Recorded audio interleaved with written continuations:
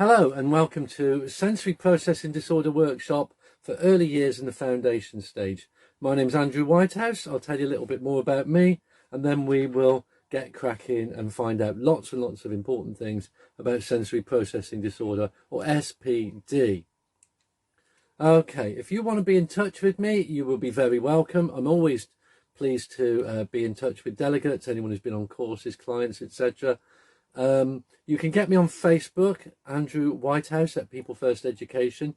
You can get me on Twitter at Andrew WSEN, and you can also get me on Instagram, also at Andrew WSEN.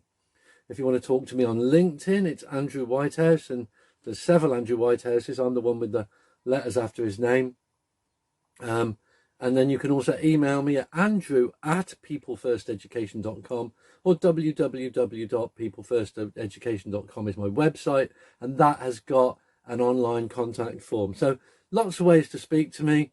Looking forward to seeing and hearing from you if you wish to be in touch. Similarly, I'm going to set you directed tasks. It's a good time to be in touch and let me know how you got on with those. I'm a TEDx speaker from Disability to Superpowers. You can find that on TED.com or on YouTube. I'm a Bamford lecturer for the British Academy of Audiology, where I'm also a hearing ambassador. I'm a forensic special educational needs and disability consultant. That means that I provide expert witness work, unbiased, for the courts in SEND court cases, and I deliver short courses for Bishop Grosseteste University and the University of Lincoln. For your benefit, not only am I a keynote speaker at a range of conferences, I've got a very wide conference profile, but I'm also a trainer, consultant, observer, and general boots on the ground, getting things done kind of person. And that's what I'm basing my work on today. So we're looking at some academic backgrounded stuff, you know, about what's going on and the neurology of the whole thing, but also things you can do to help that I know that work. And I work in a lot of early years settings, so I see a lot of things, and I see a lot of things that work and a lot of things that don't work. So let's look at it. First of all, as you probably know if you've been to any of my other workshops, I like to start off with, what is it? What is it? Right. Well, it can stand alone. You can have sensory processing disorder and absolutely nothing else. That could be the only thing that you have difficulties with.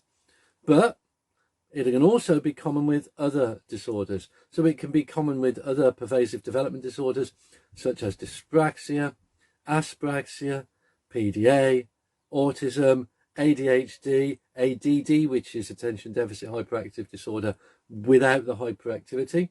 It's regularly misdiagnosed as other things, and most commonly it's misdiagnosed as some kind of autism, and but it has also been known to be misdiagnosed as an ADHD, ADD.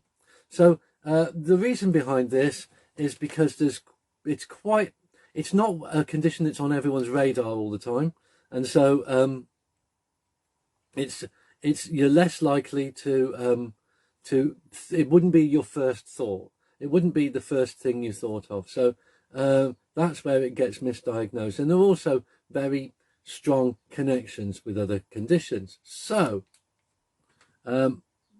just to move this forward a bit, its comorbidities tend to be, and here's a list of a few of them.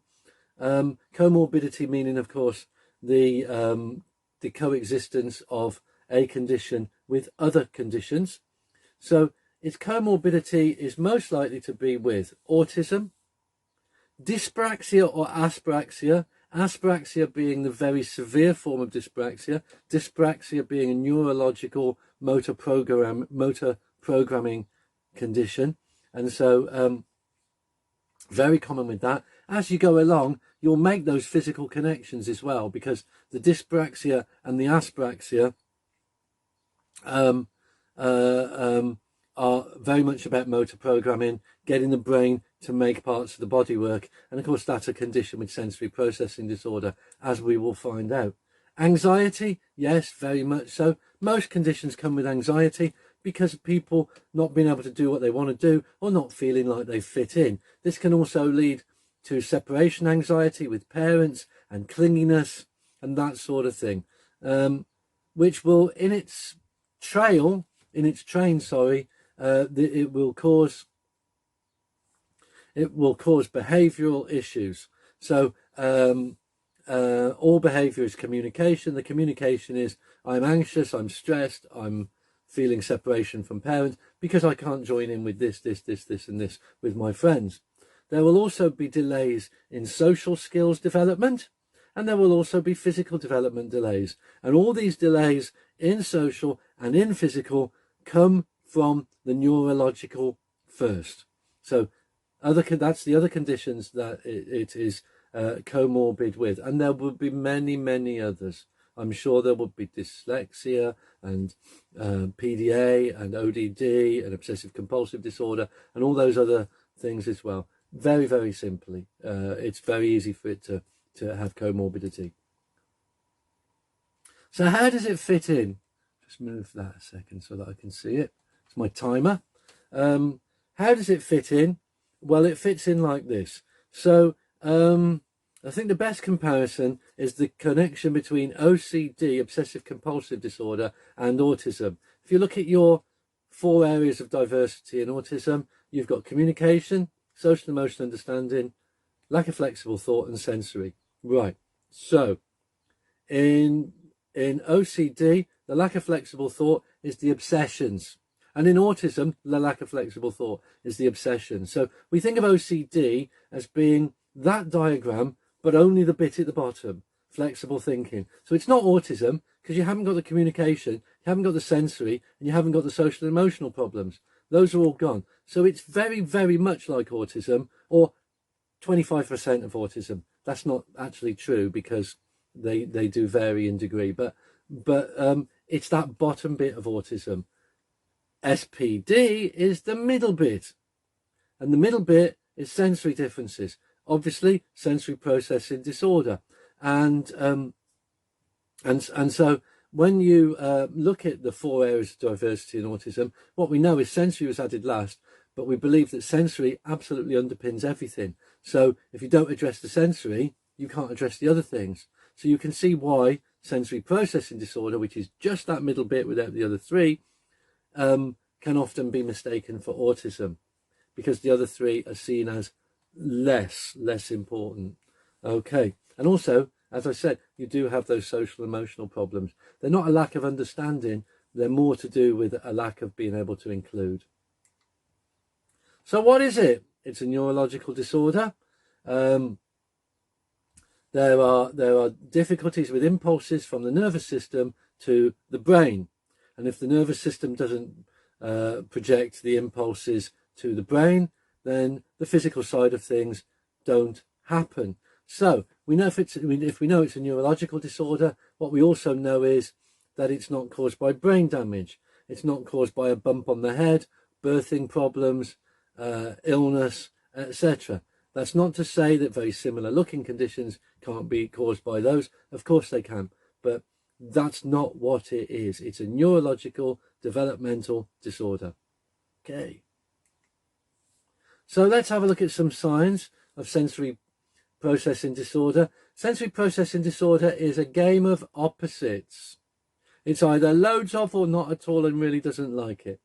So may cover their ears when there are loud sounds, but then you might have people who say, some go, oh, I can't bear that. And then so other people go, turn it up, I want loads and loads of sensory. Issues with food, gagging is common when trying new things, can't be touched or can't be touched enough. That's another one. So some people really sort of crave lots of physical contact, and some of it can be inappropriate. Little or no reaction to pain, or overreaction to pain, or to hot and to cold, to temperature outside, that very sort of tactile sensory. May dislike their hair being brushed or cut, may love nothing more than having their hair brushed. May be sensitive to light, may be wearing sunglasses, may be the sort of person who turns everything up really bright, has the TV on, all those sorts of things.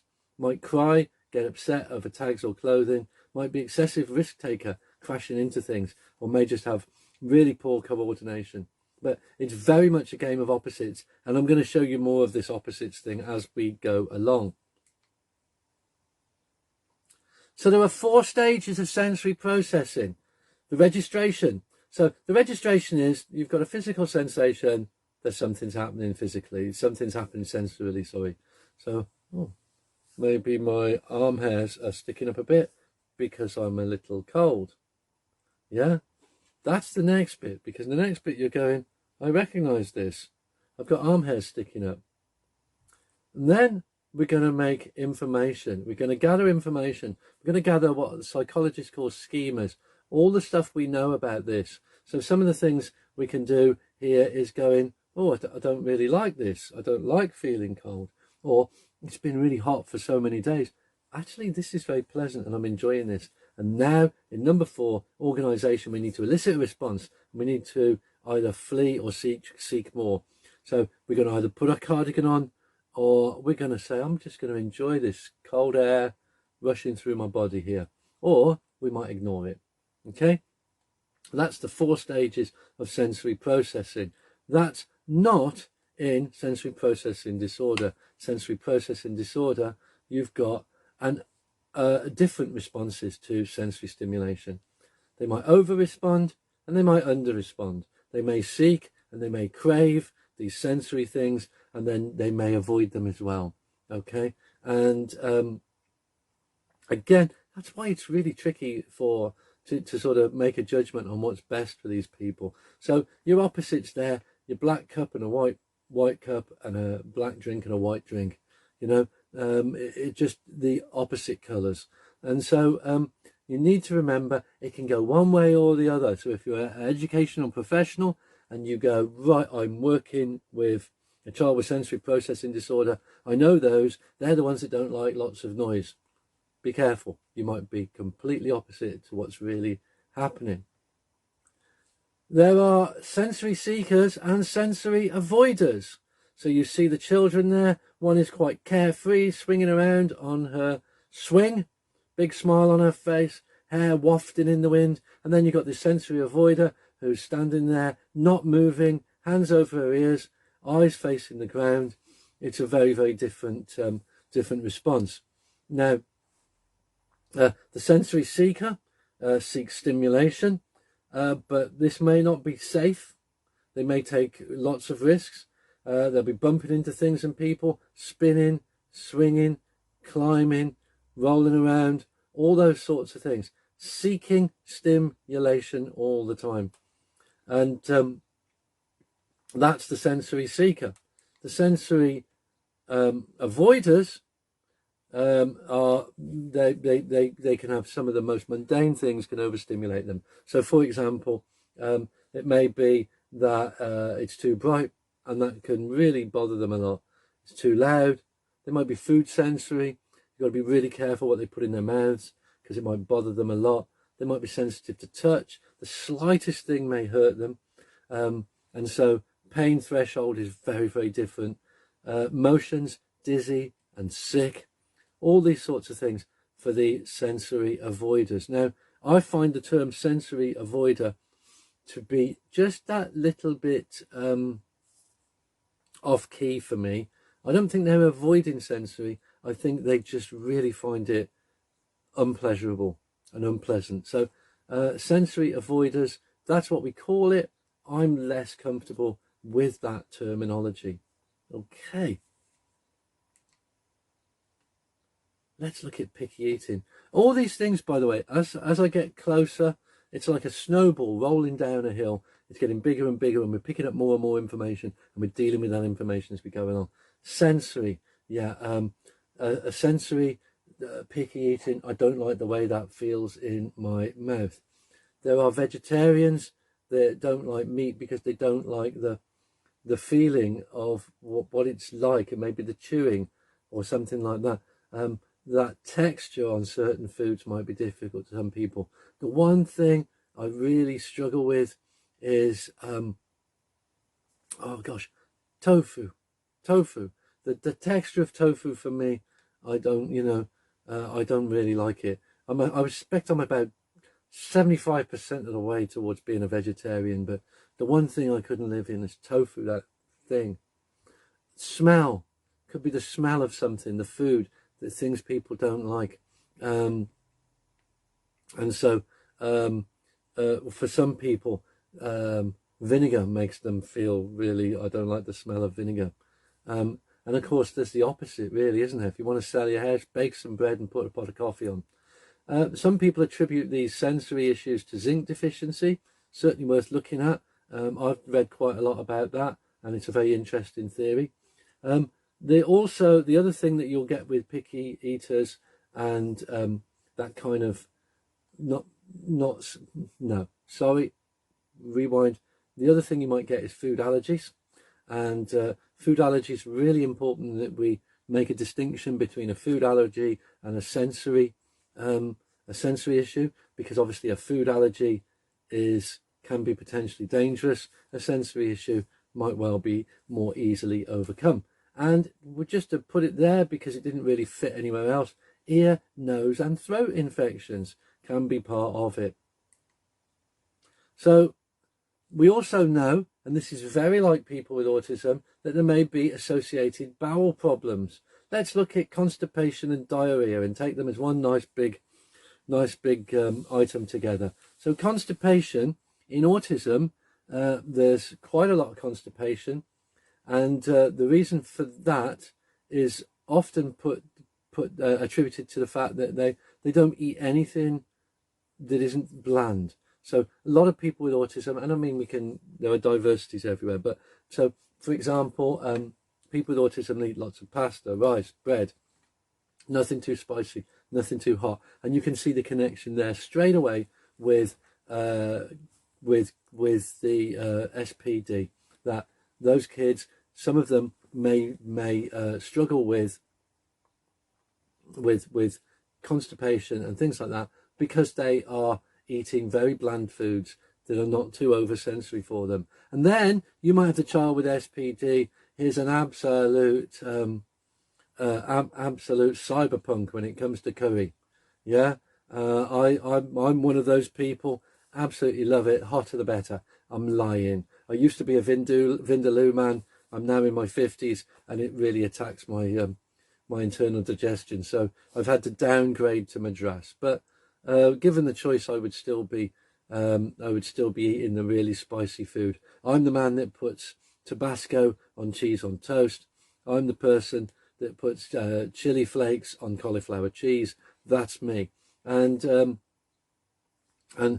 for a lot of people, if they're doing too much of that, obviously that has the opposite effect on their bowel. We also have sickness, allergies. Those allergies may be food allergies, and there's a few things there that are quite common food allergies, intolerances and sensitivities. Now, again, I'm going to say this one more time. It is very dangerous to confuse allergy with a sensory issue.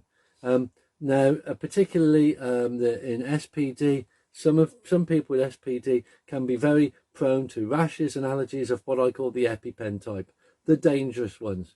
And this is common not only in SPD, for example, but autism and ADHD as well. And so you've got to be really, really careful with this stuff. So when you come to some of the activities that I'm going to be looking at a little bit later, some of the food activities, you have to remember those food allergies, and you really, really must make sure that you and all staff are aware of food allergies as opposed to food sensitivities.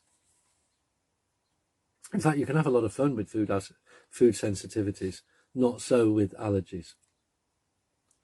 Other links, many people with SPD suffer also from eczema, which can lead to asthma, which can lead to hay fever, which can lead to sleeping problems. So lots and lots of things to think about there. Another area of comorbidity that isn't linked to the neurological, that's linked to the physical.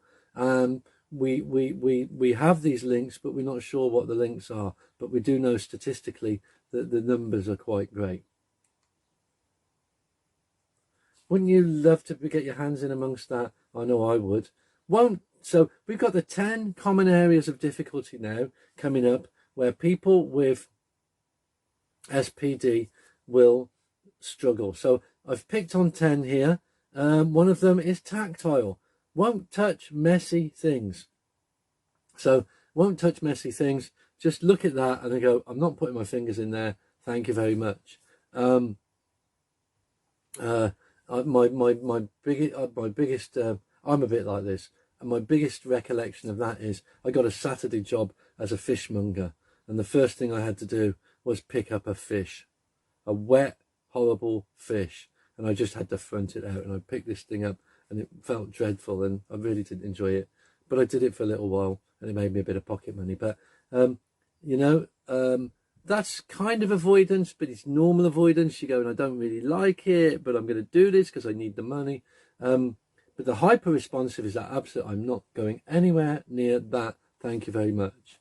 And the hypo-responsive is drawn towards this thing.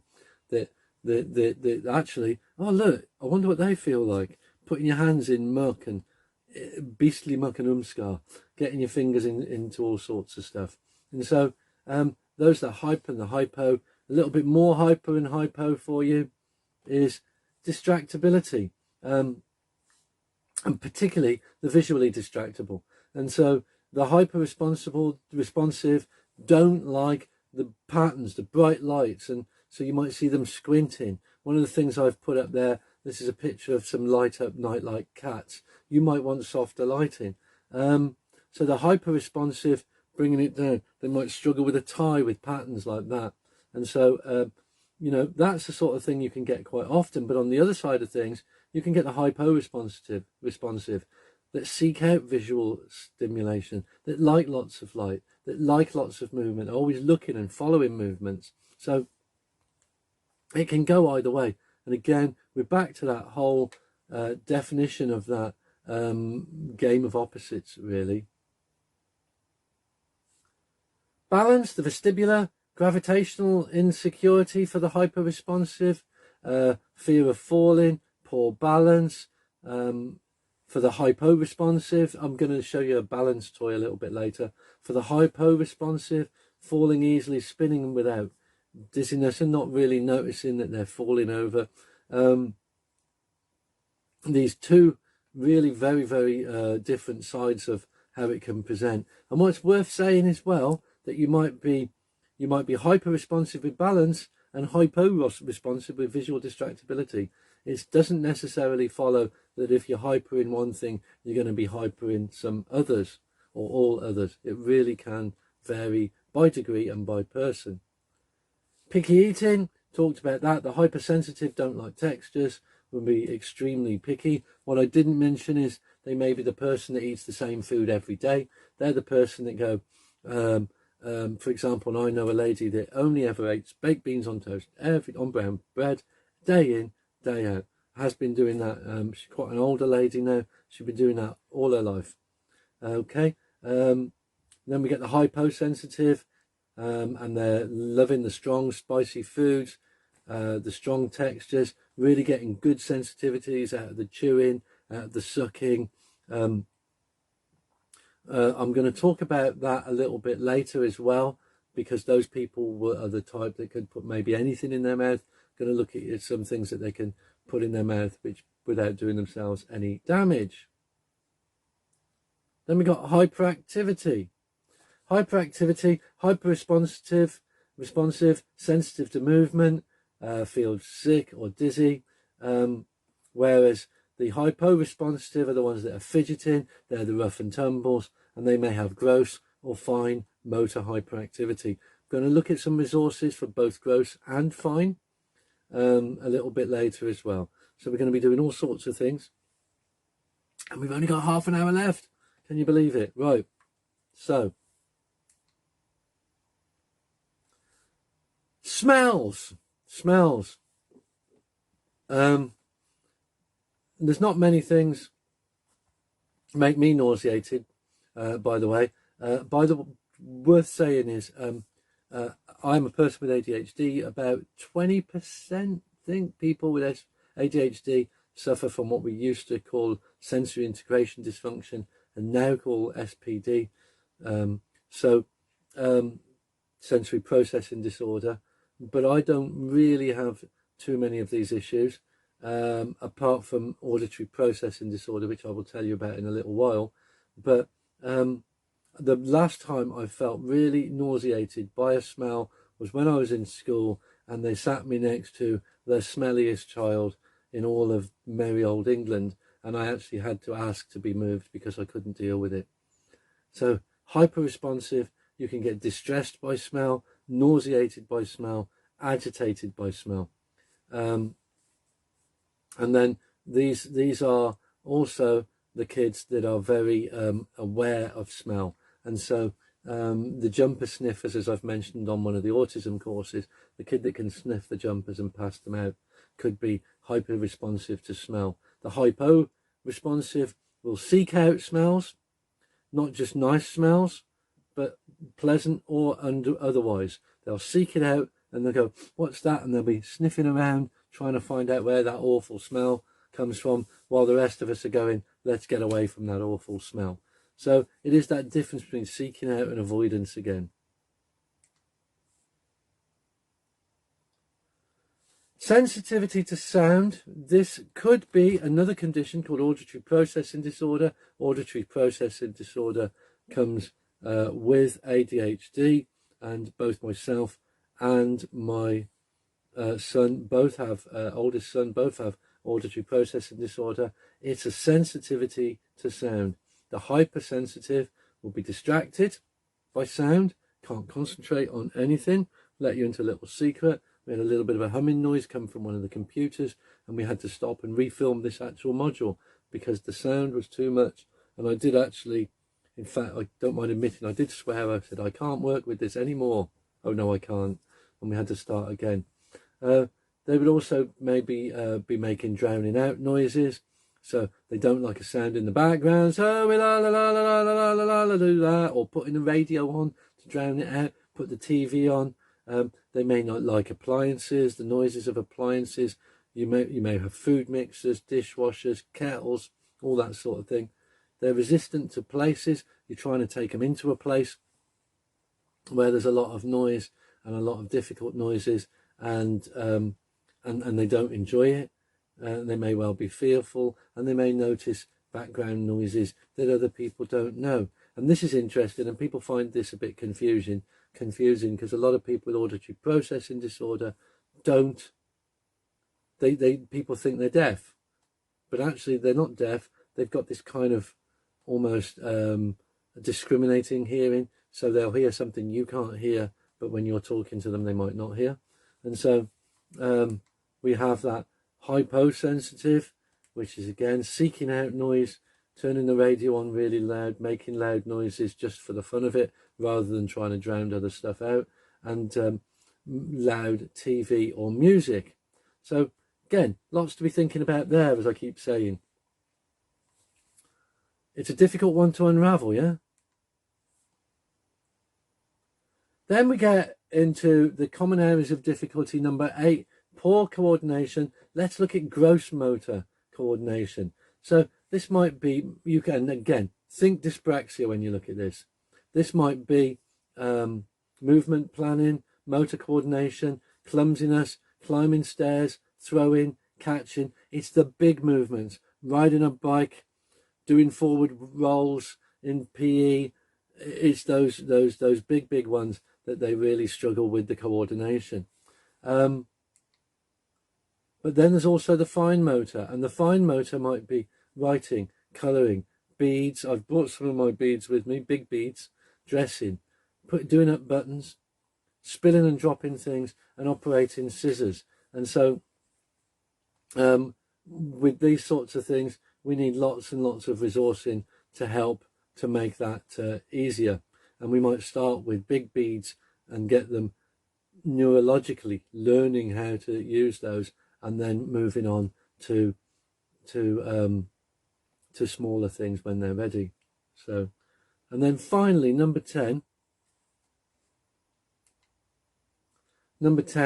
is social difficulties. Now, this is not a lack of social understanding. This is caused by their sensory issues. So avoiding crowds. So you really, if we're all going to meet in Burger King, actually, they might not want that because Burger King on a Saturday is really busy and we don't really like crowds, too noisy, too smelly. The Burger King itself smells as well of the food being cooked, so we might not want to be there. And that can lead to that overstimulation. We don't want to be overstimulated. We want to be nice and calm, thank you. And so we have a social difficulty because we're not going to be meeting up with our friends. Being socially awkward. I mean social awkwardness in as much as it is awkward that you can't fit in with these things. And so socialization becomes quite a big problem.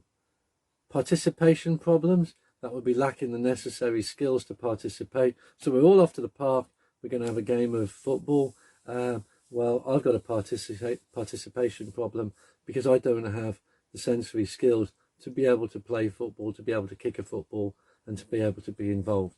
And so lots and lots of difficulties in the social world. I can see that I've got quite a dreadful spelling error there. I can actually remember that, writing that and thinking I'll go back and sort that later. So you may have heard of the ancient historic game of hopscotch. Well, we now call that hopscotch. And hopscotch is a great one for sensory processing disorder, particularly those gross motor movements. To get children bouncing about and doing things that sometimes have a pattern. Hopscotch, playing out on my street, hopscotch. Hide and seek is another good one. You might initially have to put boundaries around that hide and seek, so do it in such a way that they're not going to be embarrassed because they've been looking for ages and ages. Tag, as I used to call it at school, I now believe it's called TIG. Maybe that's a regional thing, but running around and tagging people, you're it. That's quite a nice one. No tags back, thank you. Twister. Twister's another physical game or activity that you can do, and hula hoops. And I've more recently seen hula hoops with straps that don't spin round, but you can bounce them from side to side. And that's a nice way of getting used to the more tricky sort of gross motor movements that you might want to learn as you go along. So, directed task. What I'd like you to do now, I'd like you to watch this this video. This is a video, it is 4.5 minutes long, and it really does fill its 4.5 minutes extremely well. We've got an occupational therapist here working with a young girl, and she's talking through some of the interventions that she uses for this child in order to help her along with some of her motor skills. And it is a child with sensory processing disorder. So I hope you enjoy that one. We'll stop for a little minute. You can pause, get yourself a cup of coffee, watch the video, and I'll still be here when you come back. Okay. Welcome back. Always feels really silly saying that because I've not actually been anywhere, but welcome back anyway. It's good to virtually spend time with you.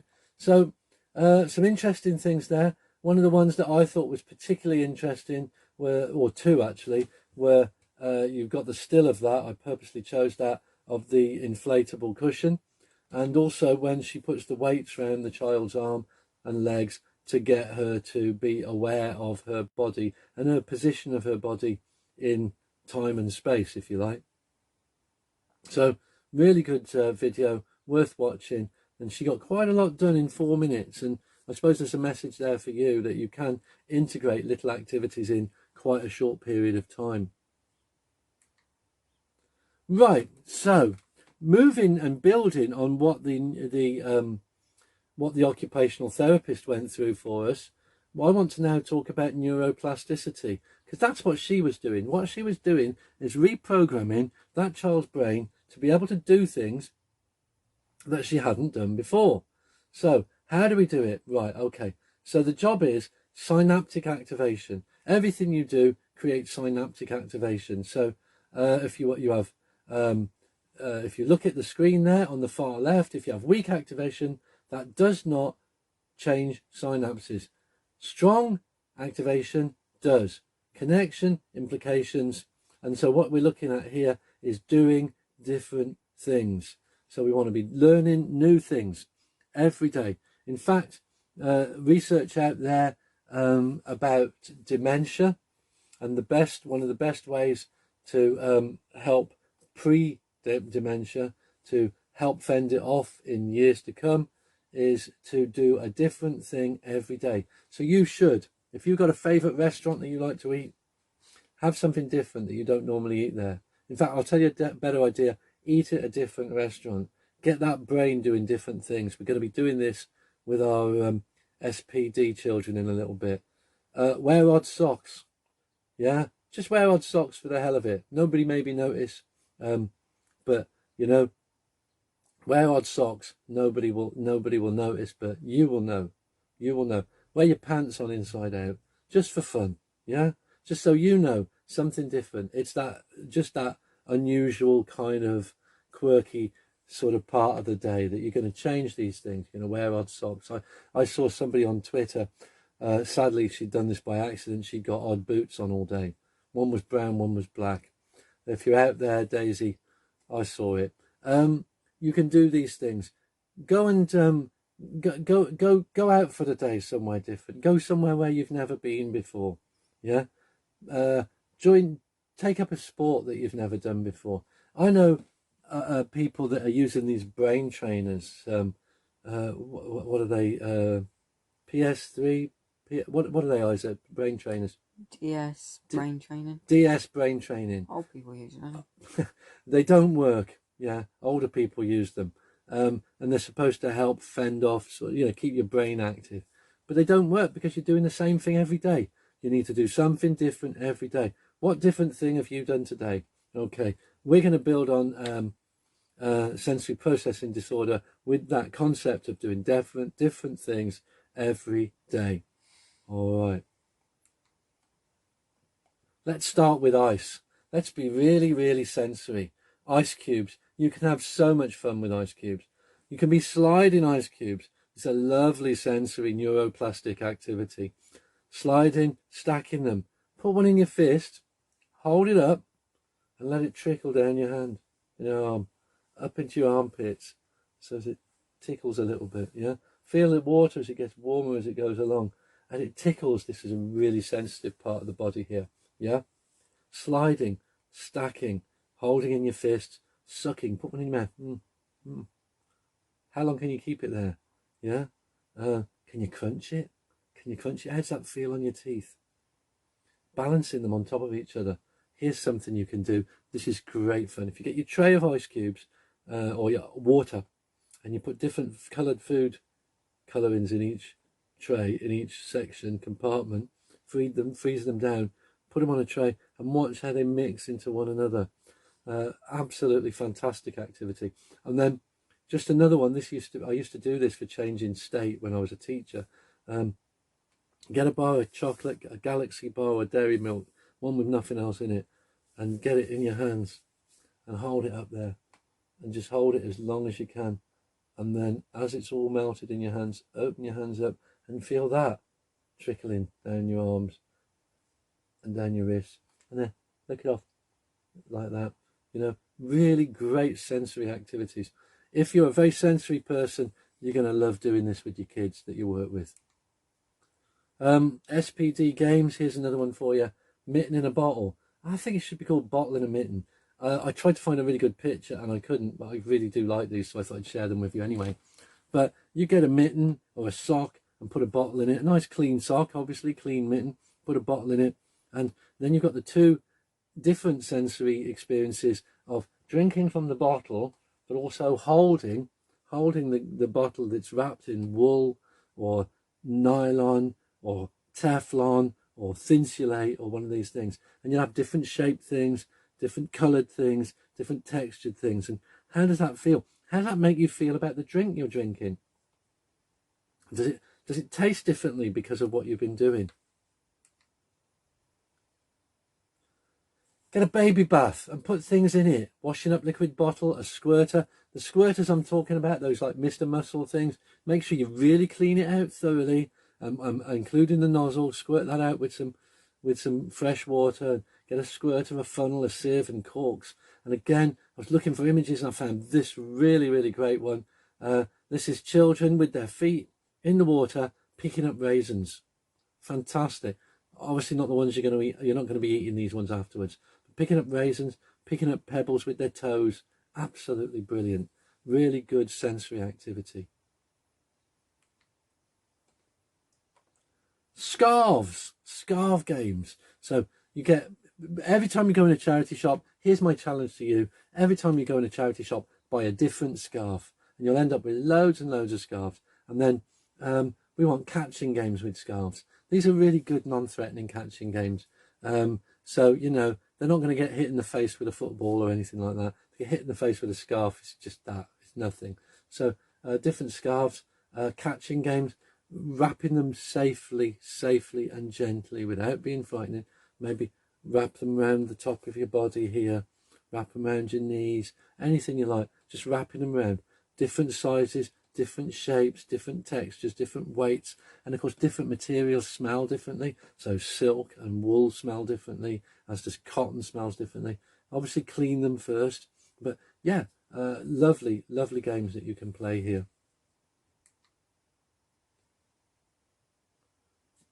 You can imagine I was having a lot of fun doing this. What do you think of my my sausage octopus, or octopi? Absolutely fantastic. So that's something again. Get yourself a nice big hot dog sausage, cut them into shapes. It reminds me of the Addams Family film where Morticia Addams said to Wednesday's eating her breakfast, and Morticia tells her off and said, Wednesday, play with your food. Yeah, so play with your food. Yogurt painting. Absolutely brilliant. Yogurt painting on a paper plate. Lick it off afterwards. Spaghetti painting. Beans in hoops. This is a really good one. So you get your tin of spaghetti hoops, tin of baked beans, and you cook them together, or you have them cold. It's entirely up to you. And you try and get the child to put a bean in a hoop and eat them together. Yeah. And so absolutely great fun there. Be creative. Naan bread pizzas. This is one that I've done with my children a lot over the years. Naan bread pizzas. Get all the things that you like and put them together on a pizza. Doesn't matter what they are. If you want strawberries and red peppers, that's fine by me.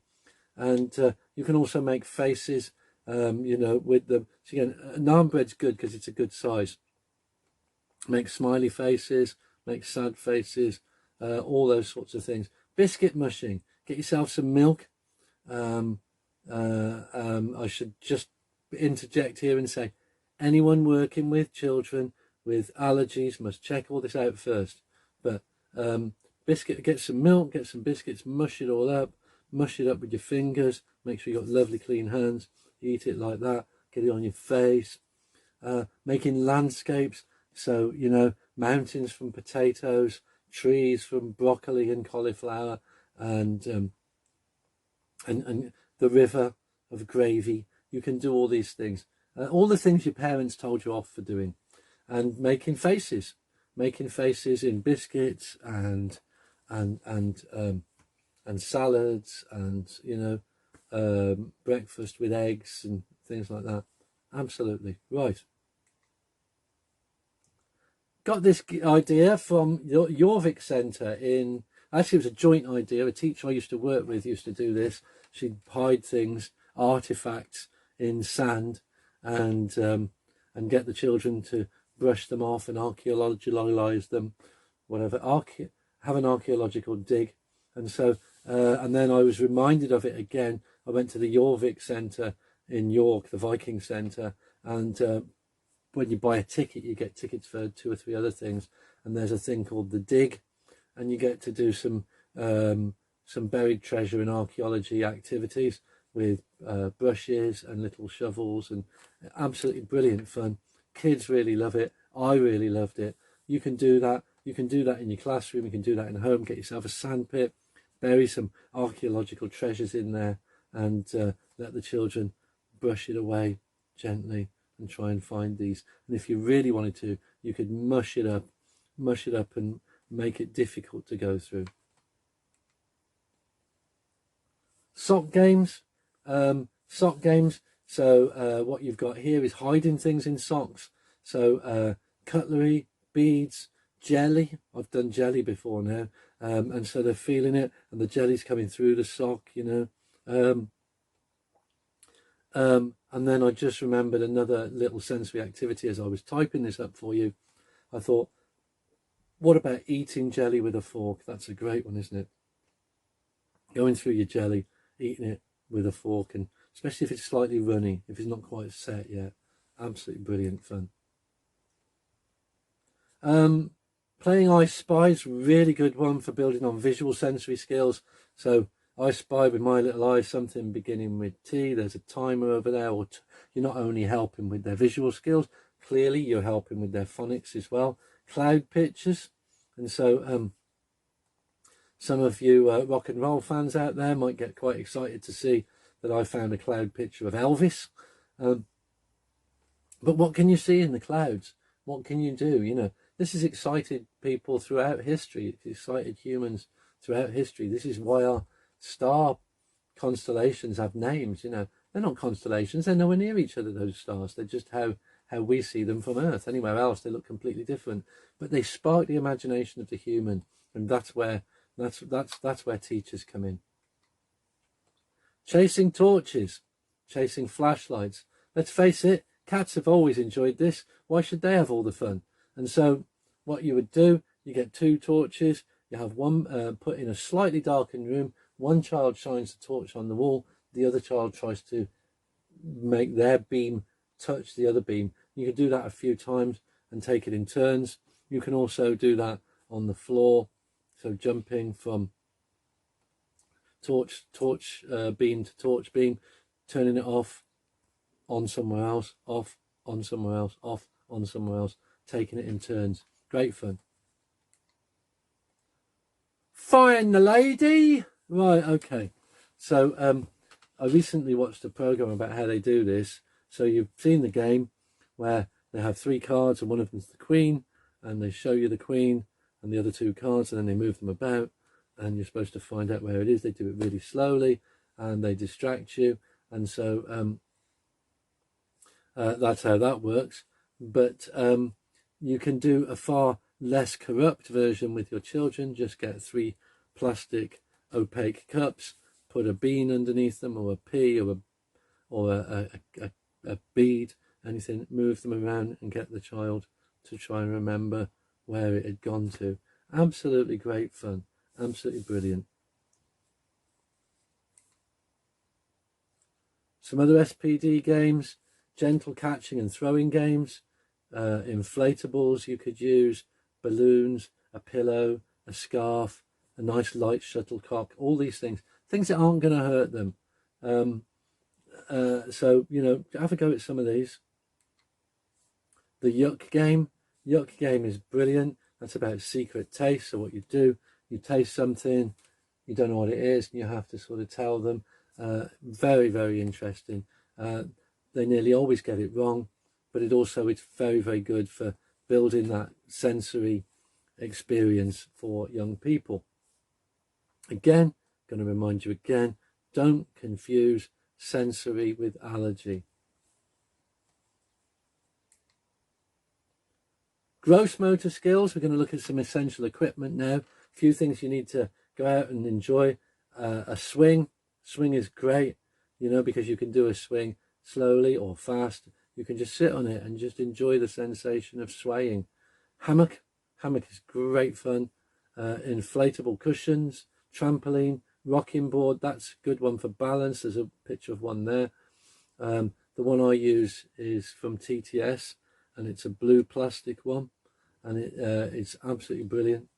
Pogo stick, space hopper, scooter, beach ball. These are all things you can't do without in your EYFS setting and in your SPD setting. Other equipment, fine motor, beads. I'm going to show you this. So I've got these. So these are some different size beads that you can thread. So we've got quite nice, sort of, we can keep it quite simple. and you just might want to thread one to the other. I'm finding this quite difficult, holding them at the same time to the other. And so you've done that. Or you might, what you might do, oh, dropped it. Just put that in the bag, because with me, if I don't move it now, it'll never get moved. So this one's a bit different again.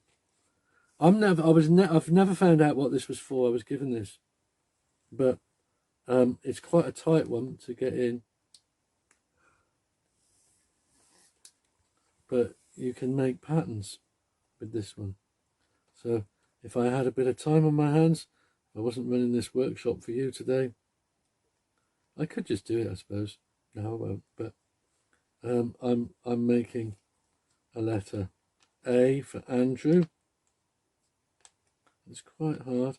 It's really, massive differentiation here between that and the beads that we had a moment ago. And so, well, I'm so tempted to do this. No, you haven't got time. So, beads, crayons, Etch-a-Sketch, tracing, Mr. Potato Head, lacing toys, as we just looked at, puzzles, Connect Four, sticker books. Sticker books are great.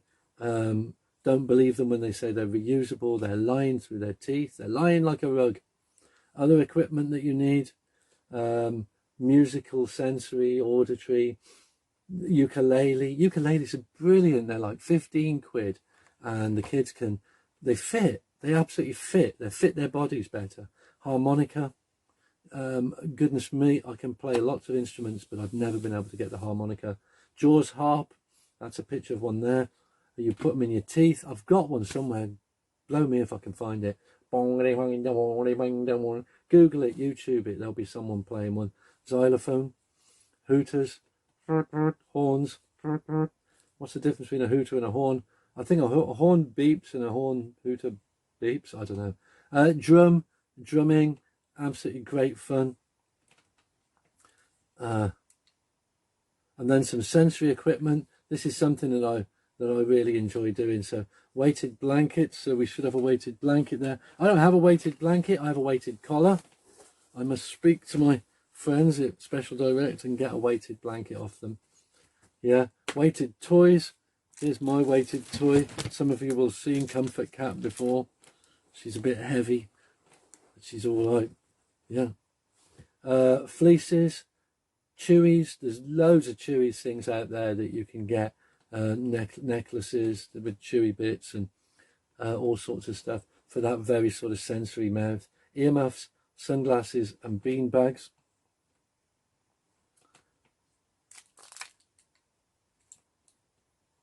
And here we get to our directed task. Bit of a big directed task here because it's a bit of a big subject. So there's 3 things here to choose from. If you want to do all 3, you can, but I'm only asking you to do 1. Please design an activity for one of the following: auditory processing, visual processing, or olfactory processing. Ears, eyes, nose. I got it all wrong there. Thank you very much for listening, and I look forward to seeing you next time. Shouldn't you be switching this off, Isaac?